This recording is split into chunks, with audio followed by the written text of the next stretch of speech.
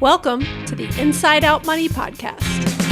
Can't even recognize this place. Too many pieces of our past mistakes. Hi, I'm Maggie, and I believe real change starts from the inside out. So let's work together to improve our money and our lives from the inside out. We will explore all things money and our relationship with it.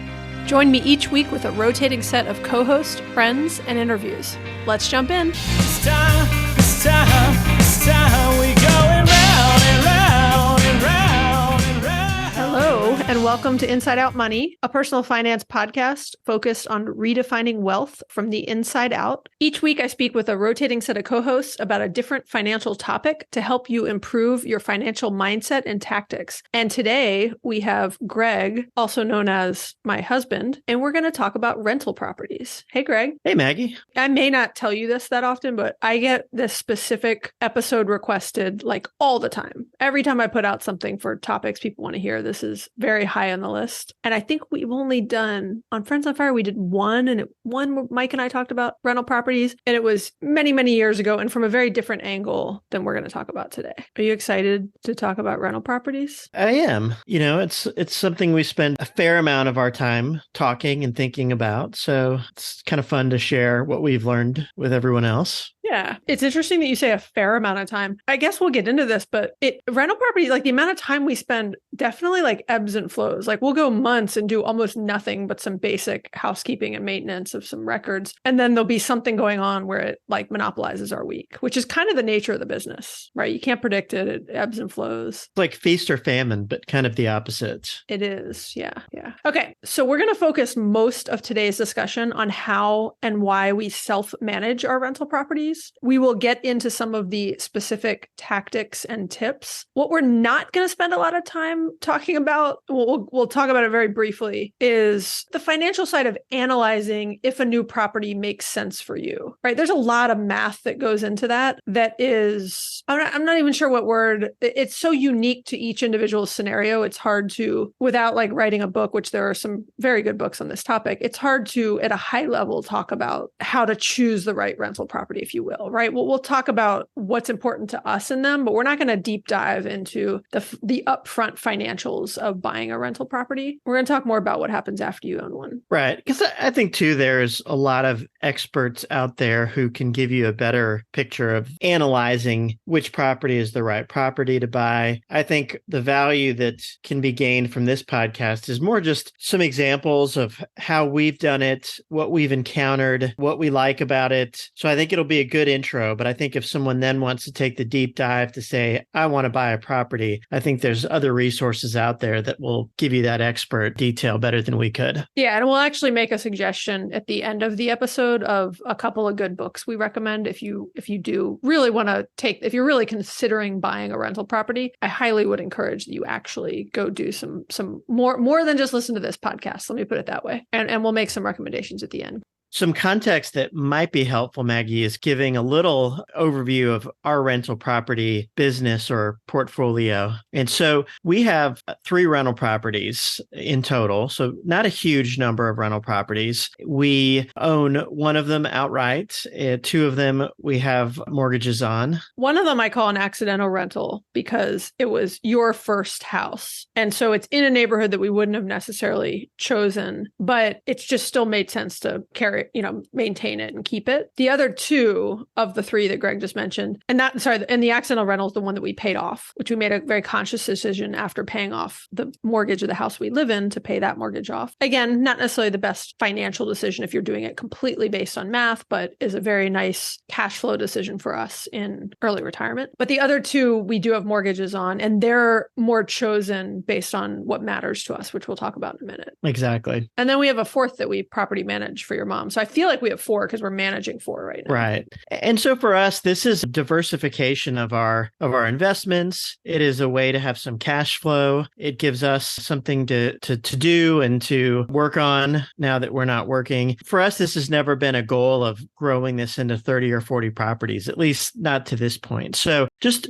to make that point really clear, this is a very small undertaking for us. It's the right size for us. We like being very hands-on, but you will meet people whose goal, and I've met people whose goal is to grow from 1 to 40 properties over 2 to 3 years. And that's not a wrong approach. It's just not the approach we felt exactly comfortable with. It's funny. I don't know that we've like actively talked about this a lot, Greg, but I think we're both very aligned to it. I don't even want to get to 10 properties. Like that is more than I want to deal with for the purpose that this serves in our life. But I may be, I mean, you hear me every now and then kind of keep an eye on properties. And I may be, if I was still working, I'd probably snatch up another 1 or 2. And I say if, because we'd still have like a big bonus coming in every year and other things where I have an influx of cash that I want to invest in something. Since I'm not as keen on bringing on another property, and unless we just see something that's an awesome deal and, you know, kind of the stars have aligned on something. But I would never envision that we have more than 5 properties. And I don't know why. I just don't want to own a bunch. Like again, we self-manage them, which we'll get into, you know, why and how. But the thought of having too many, even though there's some economies of scale and some efficiencies there, it's not attractive to me. Yeah, I agree. I think the 3 we have now is perfect. I think if there's the right opportunity, going to 4 to 5 would make sense. But I think we both agree we don't want this to be a really large portfolio that a lot of our assets are tied up into. Yeah, true. So Greg, you mentioned this a second ago. There's a lot of recommendations for what's the right math of the right rental property to purchase and all that. I want to talk about what we think is important in a rental property, because it is, like many things with me, it's not just about the math. But I will just mention, because it's worth noting, there's a lot of people out there, and there's a lot of people out there that will pitch you on how owning rental properties is going to get you to financial freedom. And I'm not saying it's not going to, but it's complex and it's difficult and it's super hands-on. And like Greg, like you said, it's feast or famine. And a lot of these people oversimplify the process of it and just the complexity of it. And the same people often point to a rule called the 1% rule, which I think is incredibly unrealistic, particularly in the market we live in. We could not find a rental property that meets the other criteria we care about and that meets the 1% rule. But I'll tell you what it is so you know why we don't follow it, because it's just worth you knowing it. The 1% rule is basically a quick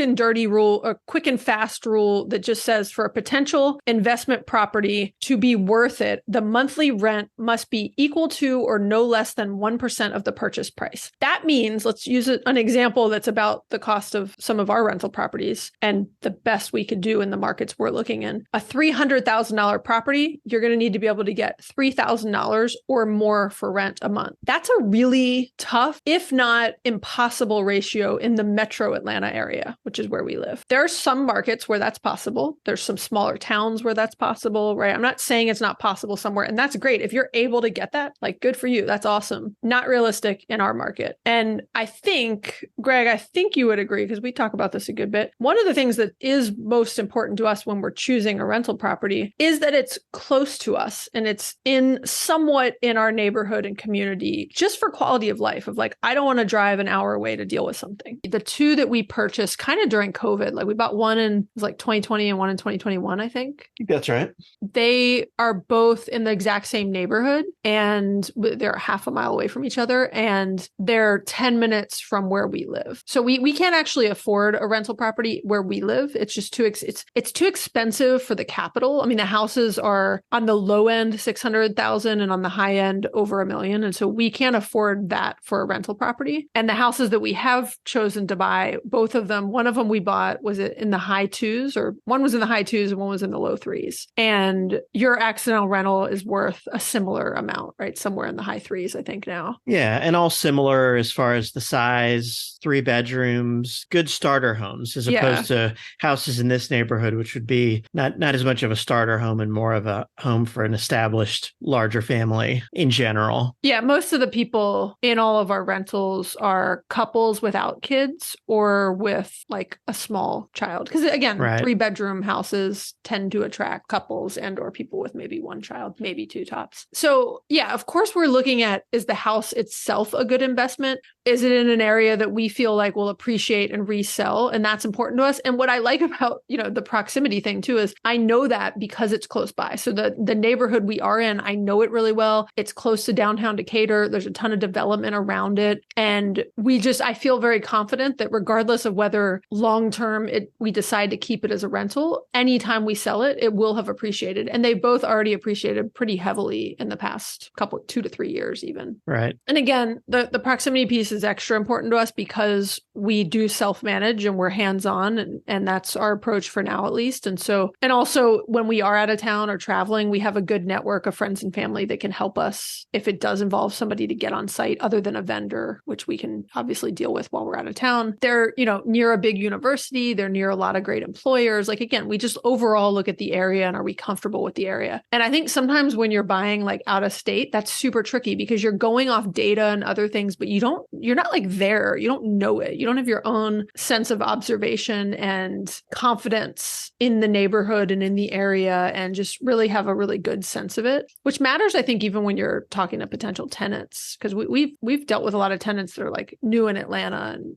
I can talk about Atlanta with a very large amount of confidence because I know the market really well. But I think the last 2 points really tie together as far as the 1% rule and the proximity. I think if you were going to hold hard and fast to that 1% rule, that's where people end up looking at properties outside of maybe the metro area they live in, where property prices are quite as high, or they look at other states. And I think that can be a great option for certain people. I think for us, again, we are willing to have a house that doesn't meet that 1% rule if it's within proximity to us. So I think it really comes down to what you're comfortable with and the type of portfolio you want to develop. And so for us, proximity is important, and we've just never considered going out of state or even out of the metro area that we're in, really even the neighborhoods that we're close to.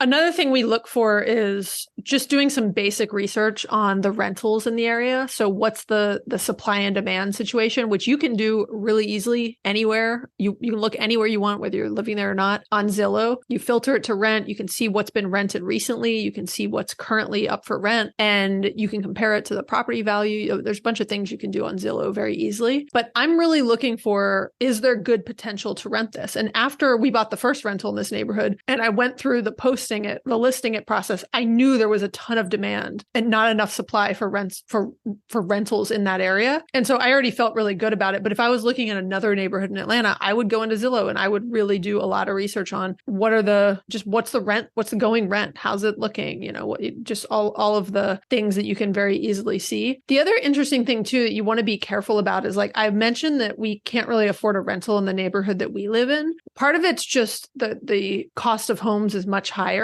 And just because you get a home that costs twice as much, it's not like you get a higher rent, but you don't get a rent that's twice as much. So even though we're not able to meet the 1% rule, the ratio of rent to the cost of buying the house is still something you should look at. And I'll give you an example. We bought a house that's maybe 1,800 square feet, about $300,000. We're getting right now about $2,500 in rent in it, but we weren't in the beginning. In the beginning, we were getting like under two, a little bit under two. Rent's gone up a lot in the last few years. And if I were to get a similar sized house in the neighborhood we live in, it would cost me $600,000, and I wouldn't be able to get twice the rent, is my point. I wouldn't be able to rent it for $5,000. I'd be able to rent it for more than $2,500, but maybe $3,500, maybe $4,000 tops based on some actual research I've done. And so that is, I don't think it's realistic to get to 1% in the area that we're looking in. You still want to get to the best percentage you can in terms of the, cost of the property and what you're able to get for rent. So that is important to do your research on that. And I think that, again, is why we like those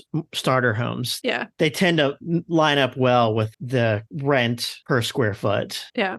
So another thing that I just heard I just this morning listened to a podcast that Mad Fientist put out where Chad Carson came on, and Jillian actually interviewed Chad Carson, but it was on the Mad Fientist podcast. He just came out with a book called Small and Mighty Real Estate Investor: How to Reach Financial Freedom with Fewer Rental Properties. I haven't read the book yet, in fairness, but I am familiar with Chad Carson. He puts out some great content on rental properties, and they made a point. I think Jillian actually made the point, and I hadn't thought of it from this angle, but I like the way she said it. She's also looking for properties in neighborhoods where it's attracting tenants who will take good care of the property. So we are thoughtful about the neighborhoods we're buying into and the type of tenant that it will attract. We are trying to attract a higher quality of tenant who will take good care of the property. To use Jillian's term, be a good custodian of the property with me. We expect tenants, and it's in our lease, we'll talk about it, to do their own yard work and to just, take good care of the property, pay their rent on time, some basic things. We're in a relationship together and we have our part to do. We're very responsive and on top of things, and we want them to be also. And so we are also looking for houses in an area where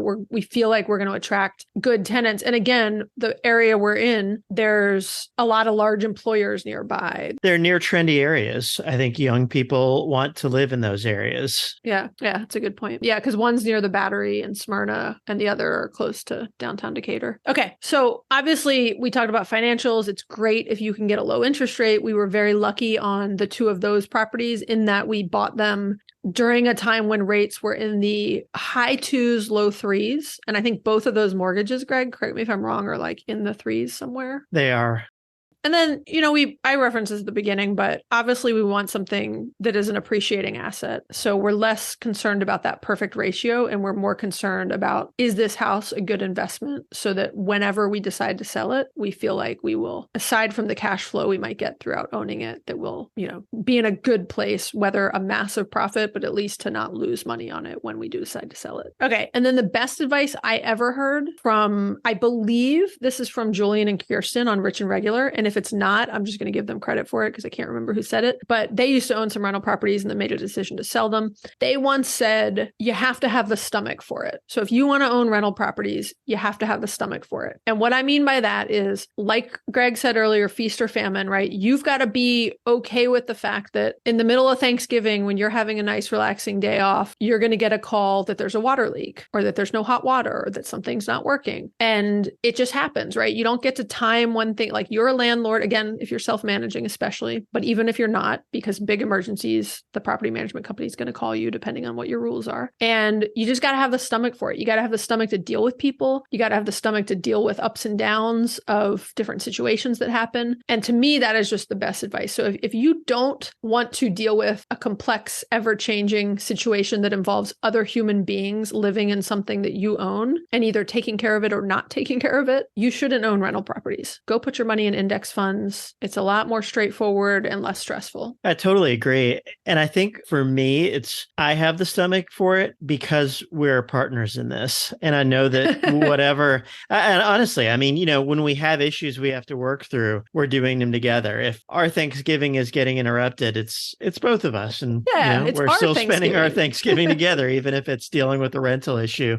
Yeah. If I was a single person that had rental properties, or if you said, I'm just not into this, leave me out of it, you do it on your, that's your thing, I wouldn't be nearly as interested in doing it. So I think that's something to think about too, is just, if you have a partner, do you have the right partner that you enjoy dealing with these potentially stressful issues with? Yeah, that's a great point, Greg. And on that note, a partner that has complementary skill sets, because actually at first I was like, when you first said that, I was like, I'd maybe manage them on my own. But actually, I don't think I would be as interested in it because we have a very good division of labor that works out nicely. And I often forget about all the stuff that you do because it tends to be, that might just be a theme in general, but it tends to be the behind the scenes, like financials and the paperwork, and you file all the taxes and do the quarterly statements, which we'll talk about. But I do all the like marketing, dealing with like customer relations, like posting rentals, screening tenants, get like all the paperwork.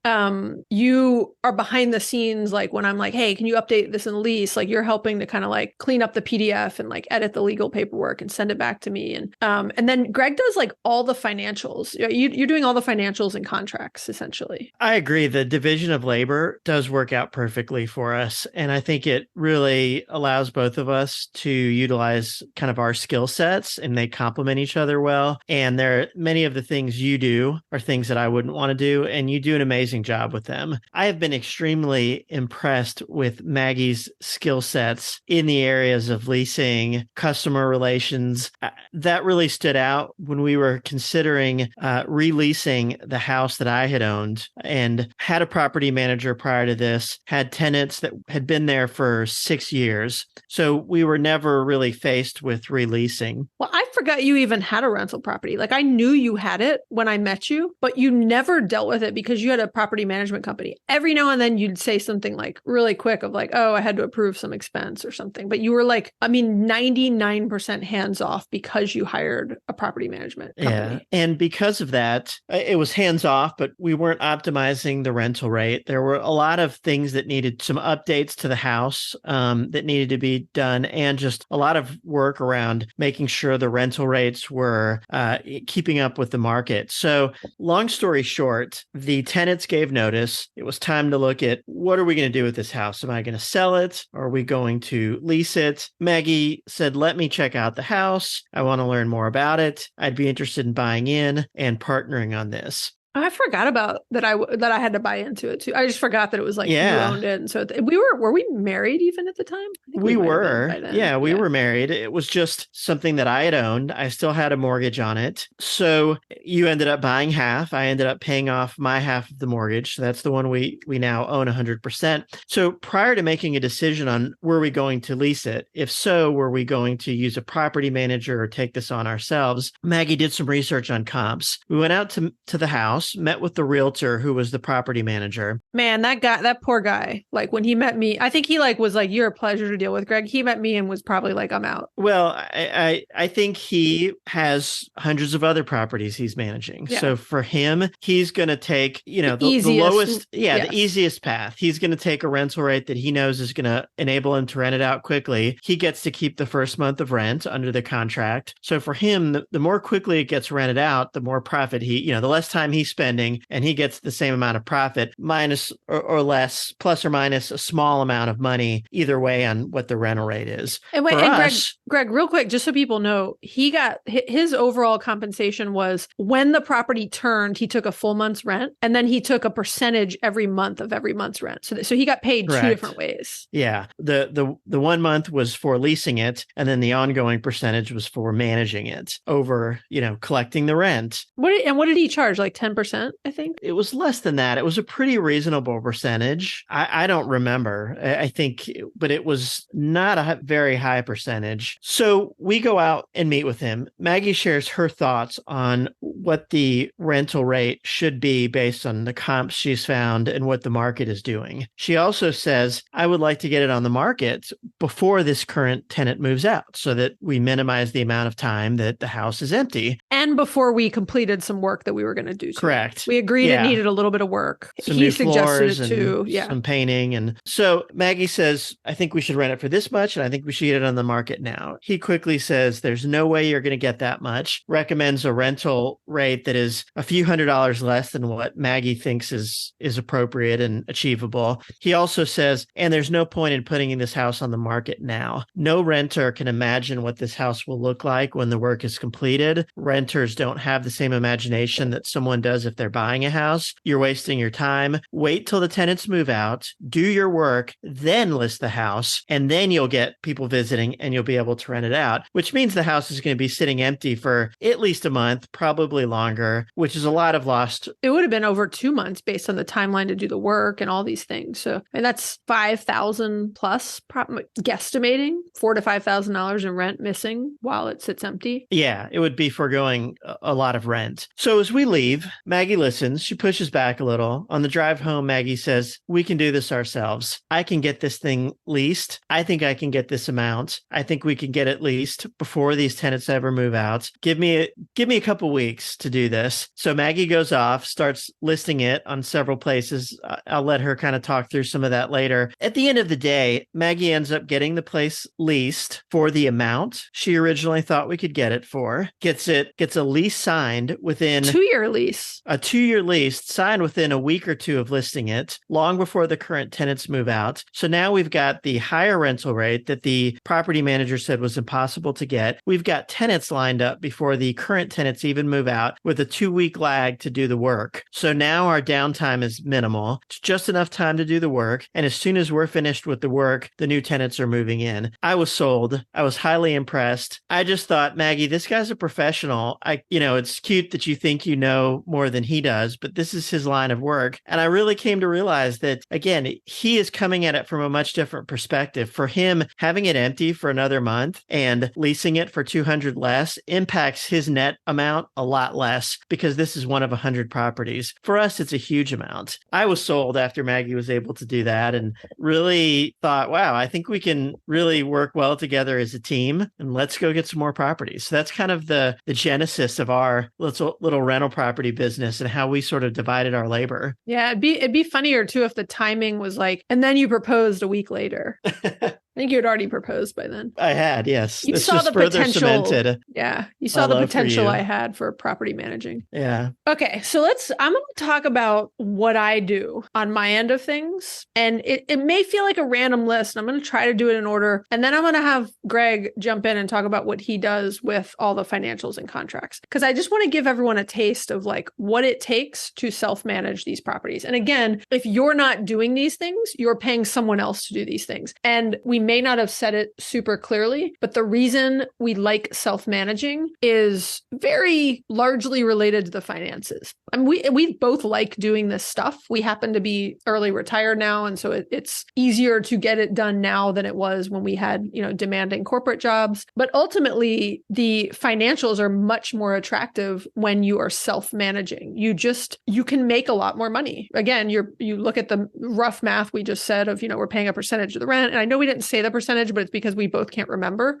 I just want to deep dive a little on the property manager versus no property manager really quickly. I will say I have met people who have over a year or two gone from 1 to 40 to 60 rental properties. In that case, a property manager is probably not just a good idea, it's probably essential. And for some people, they don't want to deal with this type of thing. They have a lot of capital that they want to invest and they want to build a portfolio quickly, and their time is best spent constantly looking for new properties, figuring out which properties are going to be the best. They probably, if they own 40, do develop some ratios that they know are their sweet spot. And that's where their time is best spent, out there scouring the market, finding the right property, getting financing, moving quickly, and then turning it over to a property manager. Yeah, so you're totally right. Yeah. So we're not saying there's not a place and a time. And those people probably do make money, even though the property manager is taking a cut. When you're up to 40 properties, that's a huge amount of revenue coming in. So it's all about what you want. But Maggie and I don't want that. We don't want 40 properties. We don't want that huge portfolio. We're not comfortable with that. Someday, who knows? But at this point in our lives, we want a small portfolio. And when you only have a few properties, our time isn't being spent looking for new properties. So for us, we actually enjoy spending our time doing these things. It gives us a sense of purpose and accomplishment after we've left our work. So again, there's a time and a place where property managers make a lot of sense. I think you've just got to look internally and say, what do I want to do? What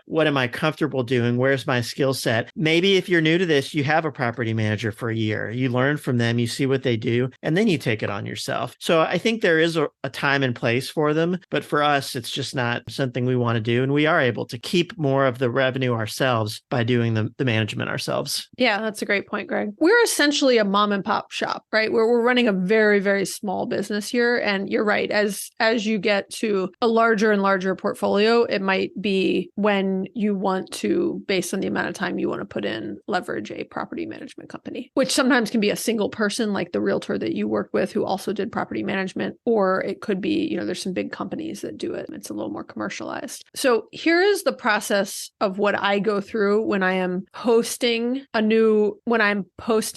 rental property that is available. So we've had a number of times where, somebody moves out and we've got to refill a property. And again, this is with our rental properties, but also we manage Greg's mom's condo that is here in Atlanta and also very close. And that's had a lot more people turning because that was a short-term rental for a little while. So I've had a lot of experience doing this on all of those properties. So essentially I post the property on Zillow. It's a free listing. It, in our market, has a very broad and large reach. Zillow does the background and credit checks for you, and the tenant actually pays that. So it's free for me to list. For a while, Zillow piloted where you actually pay for the listing and you get some increased exposure. They had a free listing and a paid one, but it literally was like $10 or $20. It was super cheap. I'd be happy to pay if they started charging again, but it's back to being free now. I post it. I, have good photos. I obviously some basics, like you want to have good photos, videos, etc. I'll talk more about that in a minute. Once I have some interest, I have a very specific process that I have honed that I go through before I will show the property in person to anyone. It is very time intensive to show the property to somebody. I have to find a time that works for both of us. We have to both get there. They have to actually show up, and you'd be surprised how many looky-loos don't show up. People that are just kind of curious and they found something else and they didn't have the courtesy to tell you, whatever it is. So my process saves my time. It does not save the other people time. But I also, back to some points we talked about earlier, we are seeking properties in an area that are attracting tenants who are willing to go through these steps if they want a property, because we have some good properties in attractive areas. And again, the supply and demand reality makes it to where there's not a lot of supply and enough demand. So I make them fill out the Zillow application. They don't just have to message. A lot of people in Zillow, you can just message and say, hey, I'd like to see the property, but you haven't actually submitted your stuff for a background and credit check. So they have to fill out a formal application. They have to fill out a custom Google form that I send, which has a bunch of questions about, are they clear on the move-in date? You'd be shocked about how many people want to come see a property and they didn't read when the property is available, which is in the posting. They just didn't read it, or they didn't see that it's furnished, like Greg's mom's place is furnished, and that it's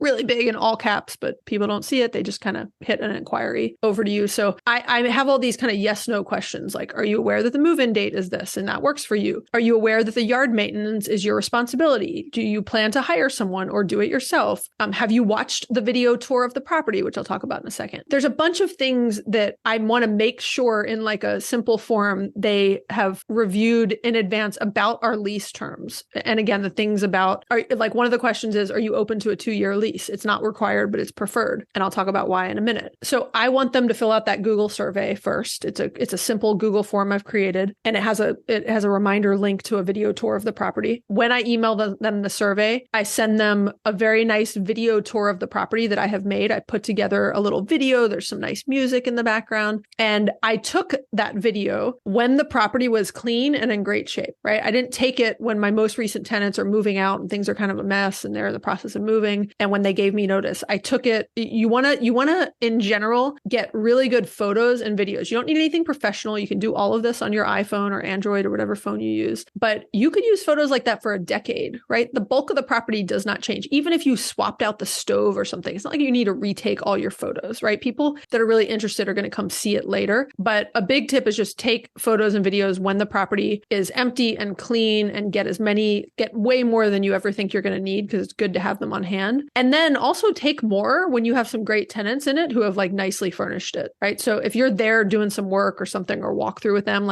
get a bunch of good photos and videos while you're there. You have a right to do that. Block out any of their personal stuff, obviously. But both of those are helpful to have, things where it's furnished and non-furnished. To that point, I have a good video where I'm literally walking into the property from the street, so you can kind of see the experience. I'm walking through all the bedrooms, and I just have it set to music. And I use those videos. They're so helpful for people who are just curious, out of town. There's a lot of reasons why that video is so helpful. And then once they filled out a Zillow application, once they filled out my Google form survey, and they've watched the video and looked at all the photos, I also send a photo album. Then after that, if we have had good, strong communication through all of those steps, which some people fall through and have not made it because it's just too many things. It's only a few things, but it's just too many for some people. Then that's when I will schedule schedule an appointment to show them the property. And I'll sometimes schedule an appointment to show it to like 2 people at once. I don't care, right? I'm trying to, again, I'm trying to optimize my time. And this weeds out a lot of people early on. I didn't do this process the first couple times. And I was like so frustrated that I'm like, oh, I drove all the way over there and this person like didn't show up. They weren't that interested. They weren't clear about this, that, or whatever. I've found a lot of success in this process, which I really have honed over the past couple of years. I think it works. I think it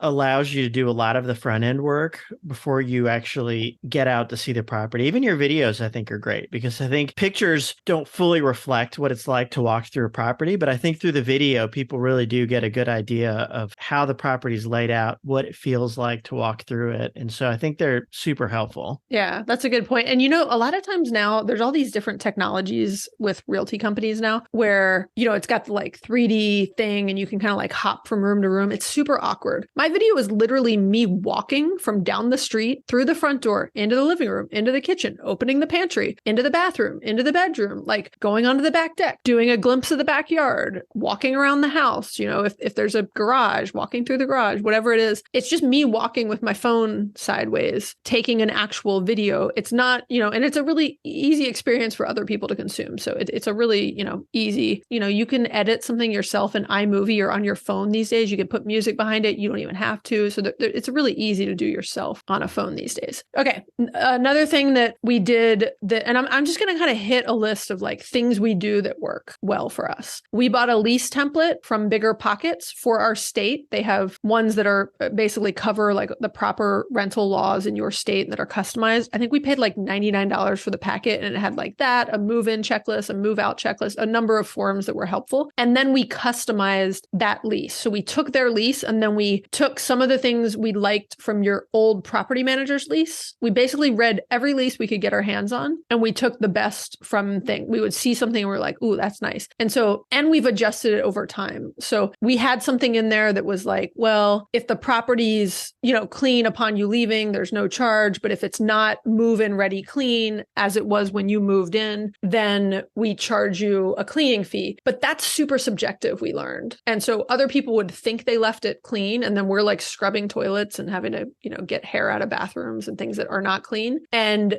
it gets really tricky to charge someone a fee for some when they're moving out. And it's tough because nobody wants to pay things when they're moving out or take it out of their deposit or whatever. And so we now in our leases have a thing that just says there's a mandatory cleaning fee when you move out. And that's easier. So there's stuff like that around it's your responsibility to take care of the yard. And we clarify what that means in the lease. And so you can put whatever you want in a lease. I'm trying to think, Greg, what else have we put in there that's kind of customized and helpful? I think those are the two that I can think of right off the bat. But I will say we've just updated the lease as we've encountered things. So as we live and learn, we will then incorporate that into future leases. Sometimes it's just to make it more clear up front. Sometimes it's changing the way we, you know, charge a fee. We are consistently kind of tweaking those leases as we learn. Yeah, learn something new. Yeah. So another thing we do with the lease is we prefer a 2-year lease. And keep in mind, there's an out clause on all of these leases. And our out clause is like a 60-day out clause for no cause, which I also like because I want to be I should say this at the very beginning, right? I want to be a tenant-friendly landlord, right? I'm not trying to be difficult. I want to be fair. If you break your lease and I'm able to fill it fast, I'm not going to charge you the fee, the lease breakage fee, et cetera. But essentially, even with a 2-year lease, you're not any more locked into things than you really were with a 1-year lease. That you have an out clause, you just have to give enough notice. And there is, you know, there's some lease breakage fees in there. But you can write a lease to be like a 2-year lease that gives you an option to cancel after 1 year. You can do things like that. It just saves you for time of having to rewrite a new lease every year. And yes, you do, like Greg, you often will do an addendum that's an extension. And so you don't have to redo the entire lease paperwork, but it's still just work to execute a new lease, right? They've got to like initial every page. I mean, it's like a 30-page document. And so anything that we can do to cut, you'd be shocked at how fast a year flies by. So anything we can do to cut down on the ongoing interaction and the chances that you'll stay are helpful. We also build a 5% annual increase into the lease. So upfront, when you move in on day one, you know that if you stay for the second year and the rent was $2,000, it's going to be $2,100 $100. Then is that right? Math? Is that good? I don't know. Let me see. What's 5% of $2,000? Yes. Look at that. That was good math. Mm.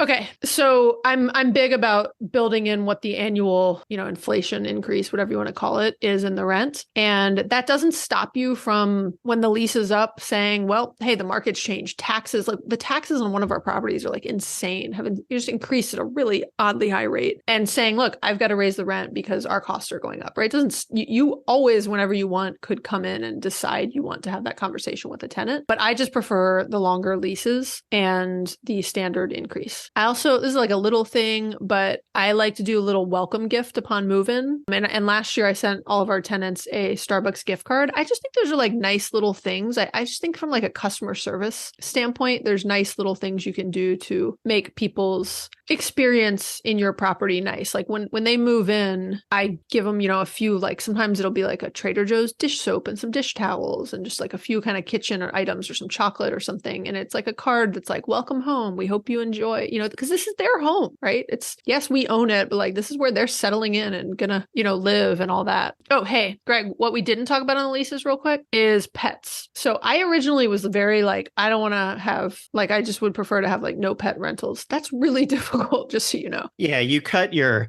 pool of tenants probably by in like half. 75%. Yeah, almost. maybe that. Yeah. I mean, I every single one of our tenants has pets. I'll put it that way. So I started with being like, I don't want to have any pets. And now it's like all of our rentals have pets. But you have a pets addendum and there's a fee that's non-refundable. And there's little things we've done where like, one of our houses, we really probably needed to replace the carpet, but we had it clean. And I told the people, I was like, hey, I'm willing to put in new carpet, but I know you've got multiple pets. If it's damaged at the end, like it's going to be on you guys. I'm happy to leave this carpet. And like when you guys leave, I don't care what this carpet looks like. Right. And so there's some kind of deal. And they were like, oh, that'd be great. Because people that have certain types of pets, they know their pets are going to do some damage to things. And so my point on all of this is you can get very creative on how you manage your properties and what you decide with your tenants. You need to put it all in writing and it should be written into the lease, but you could do whatever you want in theory, right? So on a lot of these things, I've gotten very creative and done things that like your property management guy, Greg, told me I couldn't do. Yeah, I think you've been very good at being creative with how to make sort of win-win situations for both us and the tenants. Yeah.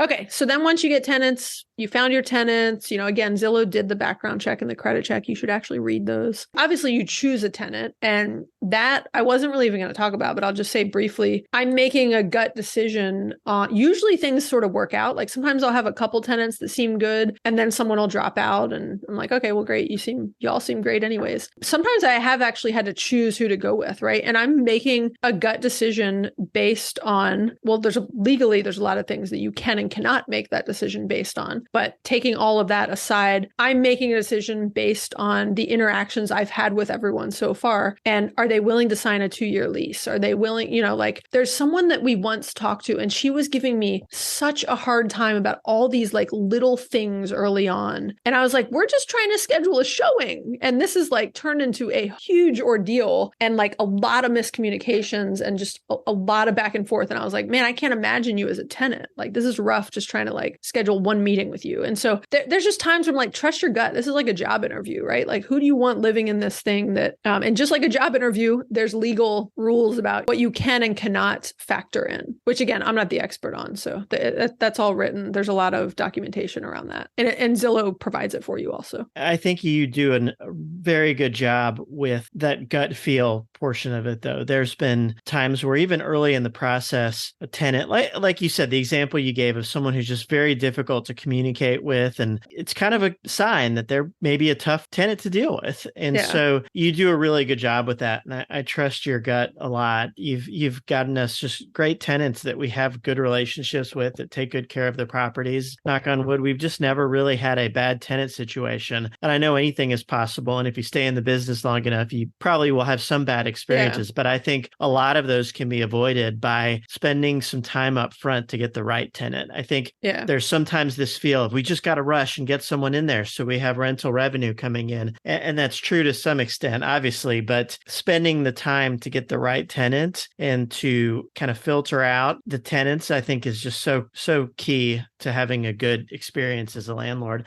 And then to having a good relationship with them. And the thing you touched on too with the gift too, I think I will say that we've toyed with writing a mission statement, and we've never done it, but I think we've verbalized that obviously this is an investment for us and we want to make money from it, but we also want to ensure that we are providing a good experience for our tenants and that we're providing, good, clean, safe places to live and treating our tenants kindly and in a way that they feel valued as tenants. So that's something that's important to us too. Yeah. And that we're on that note that we're super responsive. So the next thing I was going to talk about is, so you've got your tenants moved in, everything's great. Now you will have problems. Things go wrong. There's a water leak. The garbage is, these are real problems for us. The toilet's clogged and like beyond a plunger clogged, like they can't plunge it. Those are the gross calls I don't like. And where Greg is very helpful. There's, the garbage disposal quit working. There's, the power's out, all sorts of things. And so there's a leak in the roof. We've got all sorts of calls. Oh, there's squirrels in the attic. There's rats in the attic. There's rats in the house. Oh my gosh. So here's the thing. You're either making a choice in that moment to deal with it yourself or to call a professional, just like you are at your own home. So there's certain things where, we'll get calls about stuff and we're like, oh, cool. We'll come over and we'll fix that. The washing machine's leaking a little bit and the intake hose, like, cool. That takes 10 minutes. We'll be over. We're very quick and responsive. Usually it's also a discussion of, cool, I can come anytime today or tomorrow. Do you want me to come when you're home or away? Because again, that's also the trick is I like to respect their space. I don't ever want to show up at their house like unexpected. We've talked about this before, Greg. We could do a better job of doing some like quarterly or every other year, like once a year check-ins on the properties, which we don't tend to do because naturally we just end up there when something's wrong about once or twice a year anyways. But the things we can do ourselves, we're trying to do ourselves. The things that we need to hire a plumber or an electrician for, we call someone and I keep a list of vendors, which is incredibly helpful and has been like clutch for me. I keep a well-organized in Google Sheets list of vendors. And there are people we've used on our own house, people we've used at our rentals. I try to make notes of like roughly what I've used them for. And it's more than one. You cannot rely on like one plumber because that plumber may be busy when you're having an emergency. And or contractors are a little tricky. Sometimes they just like don't call you back or they're busy. They just can't deal with another client that day. And so I will also see like a posting on Nextdoor or on a Facebook group in our neighborhood where someone's raving about a handyman or a plumber. When I see that, I'll write it down and I'll say like somebody in the neighborhood recommended. So I've got a list right now of 7 plumbers I can call. And sometimes when there's an emergency, I call 3 of them and I take whoever will show up. And I've got a list of like a few different handymans that we have used. And I've even got a couple that we've never used because I've, again, read that. So I keep that list of vendors. So I'm quick. When they call me, I've got to call out to somebody like 5 minutes later, usually, unless I'm tied up or we're there ourselves, one of the two. And then we also just keep a master spreadsheet of kind of key info about each property. We've had home warranties on some of the properties where we've had some older systems. And that's actually,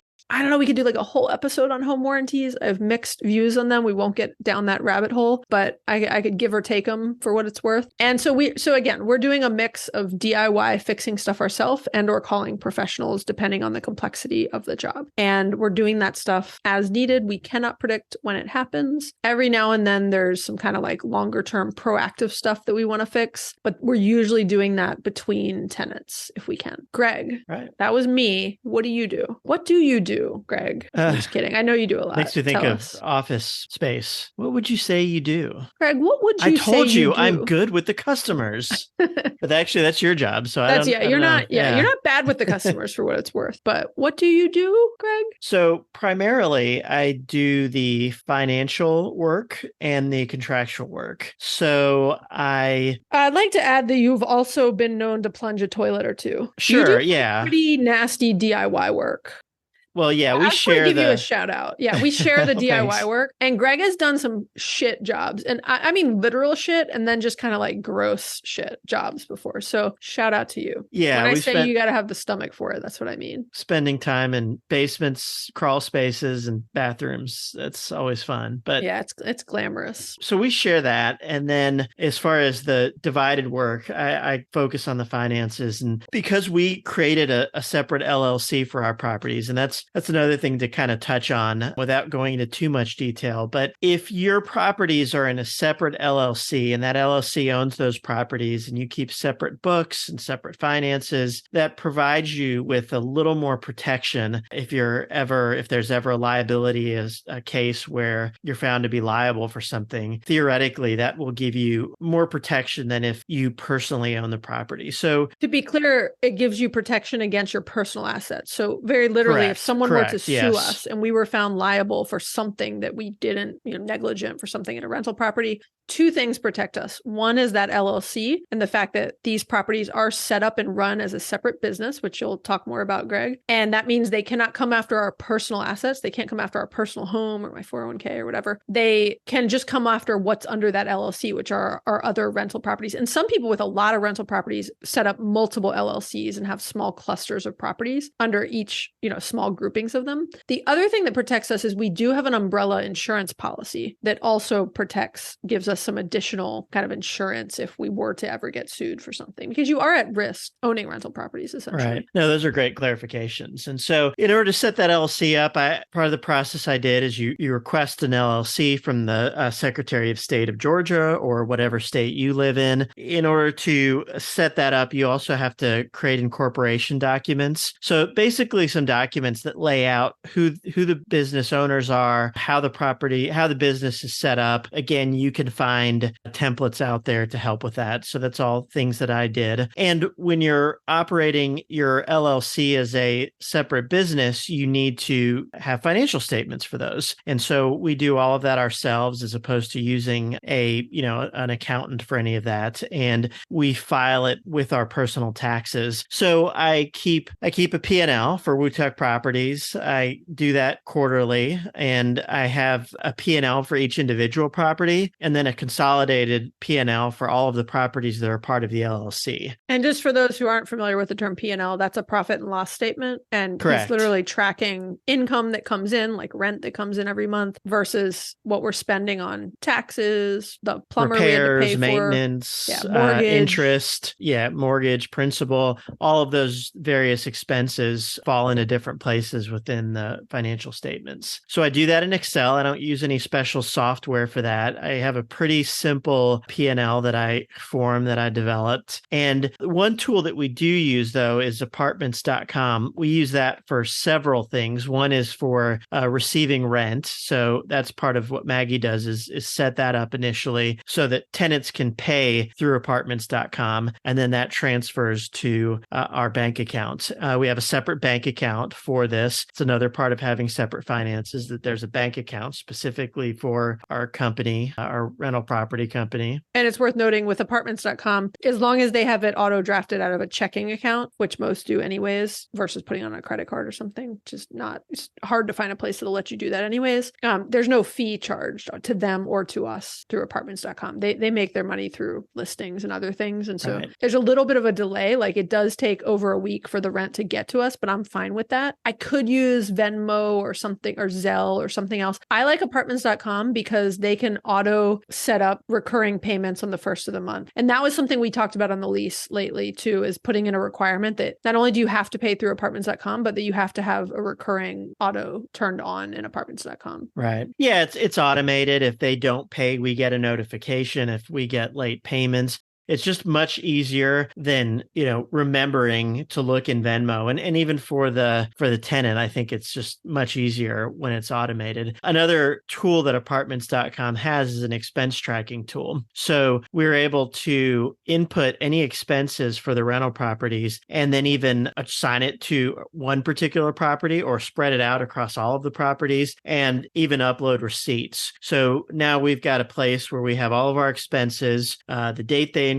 were incurred, what category they fall under, whether it's repairs and maintenance or cleaning or whatever the tax category is, and then our receipts. And then they've got some nice tools. So when I do my P&Ls, I run reports from apartments.com. I can run an expense report as well as a revenue report. So quarterly, I can go in and export these nice Excel files that then I use to put into my P&L. So I know there are other tools out there. I toyed with Quicken. To me, me, it was so tedious and so much work to set up. It was so much easier for me to just do it through Excel and have the freedom to tweak it as I saw fit. So that is kind of in a nutshell how I do the finances. And we've really touched on the contractual piece. So I just, create new agreements every time we have new tenants. And again, creating a new agreement is really taking a prior one, making any changes we want to make, getting it ready for signature. And then amendments are also pretty straightforward. But I enjoy when I worked a lot with our attorneys and paralegals on contract language and how that works. So I am by no means a lawyer or paralegal, but have enough familiarity with them that I feel pretty comfortable with that and kind of enjoy if we've got an extension of the lease with certain, we're going to do this. And it's kind of fun figuring out how to get that into an amendment and making sure it's captured and articulated very clearly in a contract amendment. So that's kind of the high level of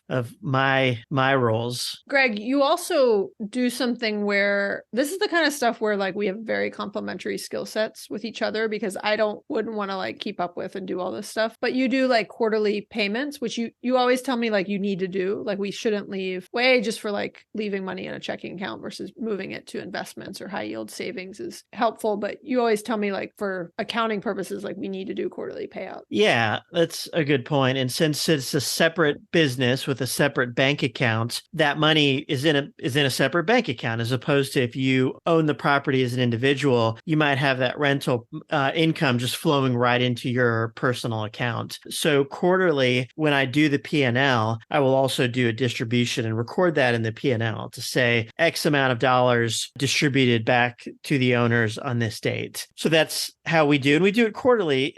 As Maggie said, that money could either be sitting in a bank account earning zero interest, or we can disperse it back out to our personal accounts and invest that money in savings or however we choose to invest it. We've never actually had a time where we've needed to go back and put more money into the company. It's theoretical that we could have some very large expense at some point, and in which case we would show that we made an investment back into the company. So I would say, my philosophy is get that money out as long as there's a buffer, but get that money out, get it invested, get that money working for you, as opposed to just sitting in a bank account where it's not working for you. And we do have to keep a buffer in the checking account because the mortgages are usually paid on random days that aren't on the first. And then rent, there's like a week lag time between when people pay rent and when the rent's like in our account and accessible. And so we're keeping a buffer in there for that reason also. And then you're filing the taxes at the end of the year, right? Right. With the LLC that we have, it can be filed with our personal taxes as a separate business. It doesn't need to be filed as a separate standalone tax return. It's filed as a individual business associated with our personal tax return. And we chose to go that route. We chose to set up the LLC as a sole proprietor LLC for that reason, so that we could make our taxes a lot easier. So we have an agreement. It's like in one of our names. We made a decision to simplify it for tax purposes, but we could have set it up as, what would it be called? A partnership that would require... There's a number of different ways we could have set up the LLC in both of our names, as a partnership, as a general partnership, as a family. I mean, there's a ton of different types of LLCs, but they all are more complex and require more complex paperwork and separate taxes, which we were trying to avoid to keep things more simple. Right. Well said. Thanks. I pick up a few things here and there from you, Greg. So can you say easily how much we on average kind of quote make or profit at this time? Do you even want to? I don't think we need to. Well, here's the thing. Even if you could come up with that number right now, which is like, you could look at our quarterly payouts and then figure out like the taxes. I mean, it's just like a whole nother layer to add on to it at the end of the year. But like, you could look at last year and see what we actually technically profited. But what is confusing about that and doesn't help any of you to hear, other than it's just like interesting. And this is, I feel like I talk about this with other angles on personal finance all the time, is what we are making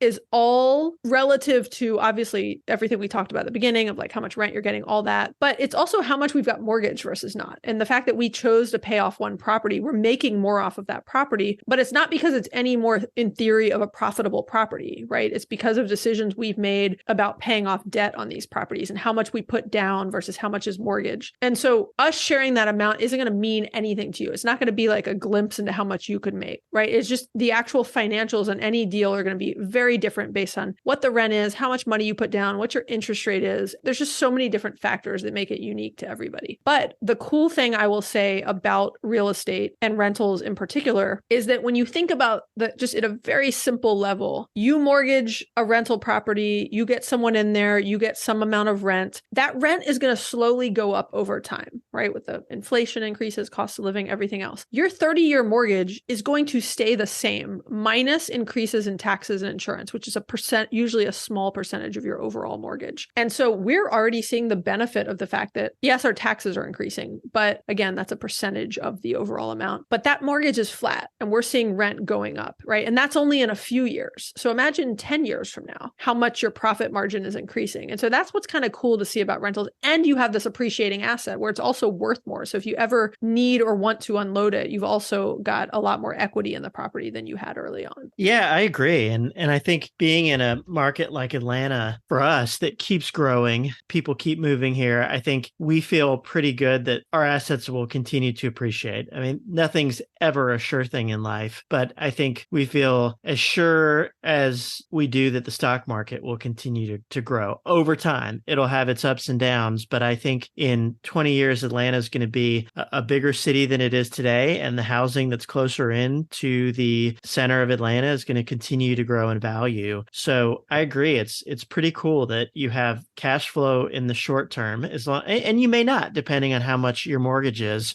But in a good scenario, you have some cash flow that will grow along with an appreciating asset that at some point you can sell. And to me, that makes for a great alternative to just investing in the market. Again, we have a lot invested in the market, but it's nice to diversify that. There's something that on that podcast I just referenced earlier that I'll put a link in the show notes to with Jillian and Chad Carson. Jillian made a comment towards the end that I don't know if it was her personal thought or something that someone else told her, but there's something about spending it being easier to spend money that you make in early retirement or retirement from rental properties versus from like having to sell off an investment. Yeah, I agree with that for sure. Yeah. So, and I was like, oh, I hadn't thought about that, but you're right. I feel like it's money I've earned, like it's an income per se, right? It's something different about like, ooh, do I really want to sell off an investment right now? You know, the market's up or down or whatever. And so, yeah, I've really enjoyed owning these properties with you, Greg, and kind of, you know, running a little business with you. And again, I think we've both bring very different skill sets to the table and they work very well together because we don't have a lot of overlapping interest. And, you know, we both happen to like doing the things that we naturally fell into doing for our division of labor on this. And I think appreciate each other for the things that the other person does. Yeah. I like I said earlier, I very much appreciate the way you handle a lot of things and know that I would not handle them the same way, but to the better is what I mean. You handle things in a way that I am frequently very impressed with. Oh, thanks. And even though I like roll my eyes sometimes when you ask me for a receipt, I really appreciate all of the back end management you do on the financials and contracts and everything else. So good team. Go team. Okay. I mentioned that I would say a couple books. I'll put these in the show notes, but if you do want to learn more about rental properties and the purchasing process and what to look at and all that, I really like these two books. They're both by one's by Brandon Turner and one's by Brandon and Heather Turner. And it's the book on rental property investing and the book on managing rental properties. They have very clear names that tell you what the books are about. And I think they're really good starting points if you want to get into rental properties. And I personally think if you want to do something like this, you need to read some books. Like this is not something you just jump into on a whim. You should really go into it very thoughtfully. And I know we covered a lot of things. We could turn this into like 5 episodes. So we hit a lot of different things, but these are the things that we tend to focus on and spend our time on and our opinions on rental property stuff. I want to add on to your point of doing some reading before you do this. And I think that is very true. There's a base knowledge you want to try to acquire before you start this. I also will say too, though, that don't feel like you have to learn it all before you do this. I think there's some base knowledge to get comfortable and to get started, but there's a lot that you learn as you go. And there's things we've had to learn, you know, when we were creating the LLC, I had to do this deep dive into, well, what does that mean? What type of LLC do we want to do? How does that impact our taxes? And I've forgotten half of that. But at the time I made we made an educated decision based on the research we did. So I think it's a balance of getting some basic learnings under your belt, but also at some point getting started and knowing you'll have to learn along the way, as opposed to feeling like I have to learn it all, because, you never will, or you may, but you may delay your initial investment far longer than you should if you feel like you've got to learn everything before you get started.